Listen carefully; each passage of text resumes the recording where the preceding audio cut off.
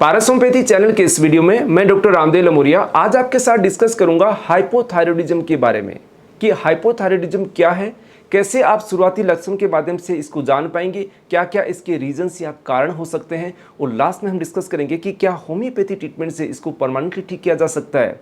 अगर किया जा सकता है तो कैसे हो सकता है, अगर नहीं होता तो क्यों, इसी के बारे में जानकारी देंगे। तो इस वीडियो को लास्ट तक जरूर देखिएगा। सबसे पहले हम जानते हैं कि हाइपोथायराइडिज्म आखिर है क्या।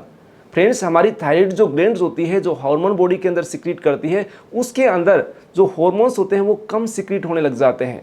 उसकी वजह से क्या होता है, हमारे ब्रेन के अंदर पिट्यूटरी ग्लैंड होती है, वो एक हार्मोन सिक्रीट करती है जिसको बोलते हैं थायराइड स्टिमुलेटिंग हार्मोन, जिसको शॉर्ट में बोलते हैं TSH। उसकी मात्रा बढ़ने लग जाती है क्योंकि जितनी मात्रा बढ़ेगी उतना ही उसको स्टिमुलेट करेगा।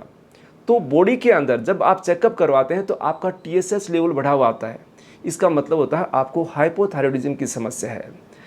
ज़्यादातर जो केसेस होते हैं आज के समय में बहुत हाइपोथायराइडिज्म के केस देखे जाते हैं और नॉर्मली हम जनरल भाषा में क्या बोलते हैं कि आपको तो थायराइड की समस्या है और इसके अंदर हम ट्रीटमेंट लेना स्टार्ट कर देते हैं। एक गोली दी जाती है जो ज़िंदगी भर आपको लेनी होती है। लेकिन फ्रेंड्स, कुछ ऐसी सिचुएशंस होती है जिसके बारे में आगे डिस्कस करूंगा कि उन कंडीशंस को रिवर्स भी किया जा सकता है। तो चलिए हम जानते हैं कि कई बार हम बिना जांच के कैसे पता करेंगे कि आपको हाइपोथायराइडिज्म की समस्या है। कुछ ऐसे लक्षण हमारी बॉडी इंडिकेट करती है हमें कि आपको ये चीज़ें होने जा रही है। तो उन लक्षणों के माध्यम से शुरुआती हम जानेंगे, उसके बाद हम जांच करवाएंगे तो आपकी ये चीज़ें कंफर्म हो जाती है। तो सबसे खास बात है कि अगर आपको बिना किसी कारणवश थकान बनी रहने लग जाती है, सुस्ती बनी हुई रहती है, तो आपको हाइपोथायराइडिज्म की समस्या हो सकती है।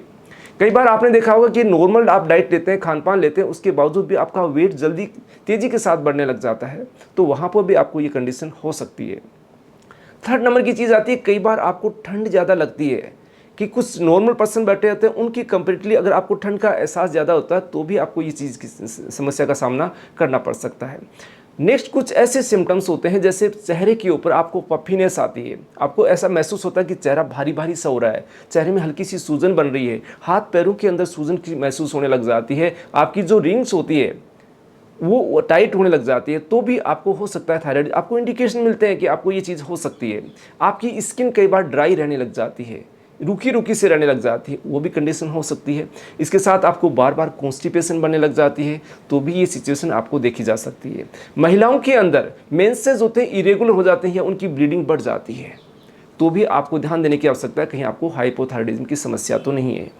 इसके साथ साथ में आपके मूड डिसऑर्डर देखे जाते हैं, आप डिप्रेस रहने लग जाते हैं, आपका जो मूड होता है वो लो रहने लग जाता है, आप अच्छा फील नहीं करते हैं, मूड स्विंग करता है, आप दिमाग आपका कंफ्यूज रहने लग जाता है, आपकी मेमोरी वीक होने लग जाती है, आपकी याददाश्त शक्ति कम होने लग जाती है। तो अगर ये समस्याएं हो रही है तो आपको ध्यान देने की आवश्यकता है। आपको ब्रेडिकार्डिया हो सकता है, जो आपकी हार्ट की जो पंपिंग होती है वो धीरे धीरे आपको धड़कने कम एहसास लेने लग जाती है।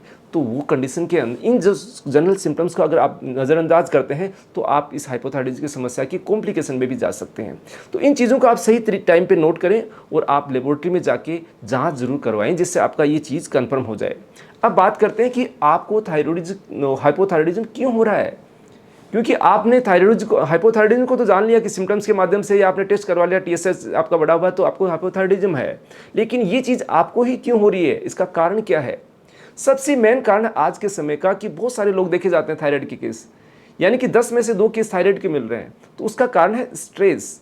ये स्ट्रेस आपको मेंटली हो सकता है, फिजिकली हो सकता है। कई बार हम देखें कि हमें तो कोई बीमारी नहीं है, हमें किस चीज़ का स्ट्रेस, लेकिन आप मेंटली वर्क बहुत ज़्यादा करते हैं तो आपका दिमाग धीरे धीरे स्ट्रेस में आने लग जाता है। वो स्ट्रेस आपकी बॉडी पे कहीं ना कहीं रिलीज होता है और वो कहीं ना कहीं बॉडी के किस ऑर्गन्स को इफेक्ट करता है, वो आपको लास्ट में कोई ना कोई डिजीज होती है। तो उसका भी एक टाइप है हाइपोथायराइडिज्म। तो यानी आपको मेंटली स्ट्रेस है, फिजिकली स्ट्रेस, आप बीमारी के कारण बहुत लंबे समय से परेशान है, स्ट्रेस में है, तो आपको हाइपोथायराइडिज्म डेवलप होने लग जाता है। या फिर कुछ ऐसी कंडीशंस होती है जैसे आपने बहुत सारा दवाइयाँ लेना स्टार्ट कर दी, किसी कारणवश आपको लेनी पड़ रही है, या कुछ ऐसी दवाइयों के इफेक्ट की वजह से भी आपको हाइपोथायराइडिज्म हो सकता है। थर्ड नंबर की जो प्रायोरिटी के साथ कंडीशन होती है, कुछ हेरिडिटी प्रॉब्लम्स होती है कि जैसे उनके पेरेंट्स के अंदर हाइपोथायराइडिज्म की समस्या है तो आपको भी ये चीज़ हो सकती है। तो ये तो जेनेटिकली चीज़ें हो गई। अब बात आते हैं कुछ आपकी फूड जो हैबिट्स होती है उनके कारण भी ये चीज़ें आपको डेवलप हो सकती है। जैसे आपके खान पान के अंदर अलग अलग तरीके के प्रोसेस्ड फूड आते हैं जिसके अंदर आयोडीन की कमी रहती है, तो भी आपको ये चीज़ें डेवलप हो सकती है। या फिर आपकी लोकल थायराइड के अंदर कोई प्रॉब्लम हो जाती है, कोई इन्फेक्शन हो जाता है, उसमें सूजन आ जाती है, या ऑटो इम्यून डिजीज़ के कारण आपकी थायराइड इफेक्ट हो जाती है, तो ये चीज़ें भी आपकी इस हाइपोथायराइडिज्म को डेवलप करने के अंदर मददगार हो सकती है। अब बात करते हैं कि कुछ ऐसी नेचुरल कंडीशंस होती हैं, जैसे आपने देखा होगा कि महिलाओं के अंदर प्रेगनेंसी के दौरान थायराइड की समस्या ज़्यादा देखी जाती है, क्योंकि उनकी बॉडी का जो इम्यून पावर होता है वो वीक हो जाता है, इम्यूनिटी उनकी लो हो जाती है। कुछ ऐसे हार्मोन्स बॉडी में सीक्रेट होते हैं जो आपकी इस चीज़ को प्रमोट करते हैं। तो अब प्रेगनेंसी के अंदर हाइपोथायराइडिज्म की समस्या ज़्यादा देखी जाती है नेचुरल कंडीशन के अंदर। अब बात करते हैं कि ये अगर आपको थायराइड है, आपको ट्रीटमेंट ले रहे हैं, एक गोली आप कंटिन्यू यूज़ कर रहे हैं, तो आप चाहते हैं कि इससे छुटकारा पाया जाए, तो किस तरीके से होम्योपैथिक मेडिसिन हेल्प करती है। अब दो चीज़ें हैं इसके अंदर, क्या होम्योपैथी ट्रीटमेंट इसको परमानेंटली ठीक कर सकती है? इसमें दो चीज़ें हैं, यस एंड नो। अगर कर सकती है तो कैसे कर सकती है? तो सबसे पहली चीज़ है यस की बात करते हैं कि करेगी तो कैसे करेगी। अगर आपको कोज, आपका हाइपोथायराइडिज्म का कोज रिवर्सिबल है, उस चीज़ को हटा के हम ट्रीटमेंट करते हैं तो वो चीज़ आपकी परमानेंटली ठीक हो सकती है। कुछ इरिवर्सिबल कोज होते हैं जिसको, जैसे आपका थायराइड पूरी तरीके से डैमेज हो गई, आपकी पिट्यूटरी ग्लैंड के अंदर कोई डिफेक्ट आ गया तो उसको हम ठीक नहीं कर पा रहे हैं, तो उसके अंदर ठीक नहीं हो पाता है। यानी कि जो रिवर्सिबल कंडीशंस होती है, कारण आपकी रिवर्सिबल है, तो होम्योपैथी मेडिसिन आसानी से उसको ट्रीट करेगी और आप परमानेंटली उन दवाओं को छोड़ भी सकते हैं और परमानेंटली ठीक हो सकते हैं। अब नहीं करती तो क्यों नहीं करती? मैंने अभी बताया ना कि इरिवर्सिबल अगर कोज है तो उसके अंदर होम्योपैथिक मेडिसिन आपकी हेल्प नहीं करेगी, उसको परमानेंटली ठीक नहीं कर पाएगी।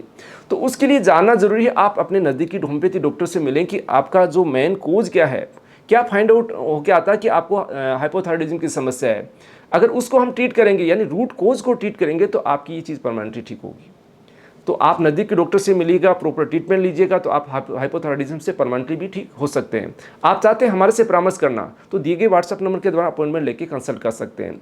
इसके अंदर मैंने आपको ट्रीटमेंट नहीं बताया, क्योंकि ये एक हाइपोथायराइडिज्म की समस्या अगर प्रॉपर तरीके से ट्रीट नहीं होती है तो आप परमानेंटली ठीक नहीं हो पाते। दवाइयाँ पहले से ले रहे हैं और दवाइयाँ लेते रहेंगे, टाइम अपना वेस्ट करते रहेंगे, पैसा आप वेस्ट करते रहेंगे, तो उससे कोई बेनिफिट मिलने वाला होता है। इसलिए मेरी आपसे रिक्वेस्ट है कि आप अपने नज़दीकी या किसी भी डॉक्टर, होम्योपैथी क्वालिफाइड डॉक्टर से परामर्श करके ही इसका ट्रीटमेंट लें।